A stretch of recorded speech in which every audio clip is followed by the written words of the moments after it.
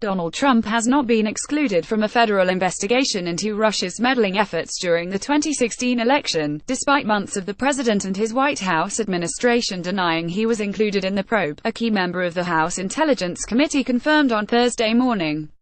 Rep. Adam Schiff D. Kaloff, ranking member on the committee tasked with investigating the Trump campaign's alleged collusion with Russian government operatives, told CNN that he and his colleagues are looking at a whole range of actors and what kind of relationships they had with the Russians.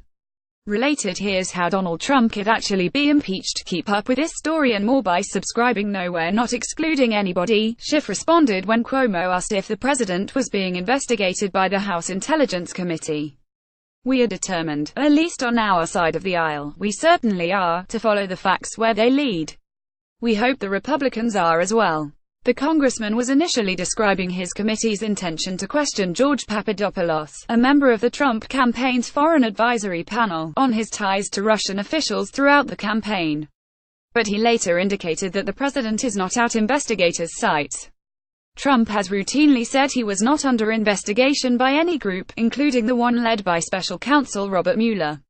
"I'm not under investigation, as you know," the president said in a phone call Wednesday night with the New York Times, noting the recent indictments of Paul Manafort, his former campaign manager, and Rick Gates, Manafort's business partner. "Even if you look at that, there's not even a mention of Trump in there," he continued. "It has nothing to do with us." The White House has also categorically denied Trump's involvement in Russia's alleged meddling in last year's election. Officials also downplayed the role of Papadopoulos, who pleaded guilty to lying to the FBI about a meeting he had with a Kremlin-linked Russian academic who offered to provide dirt on Hillary Clinton last year.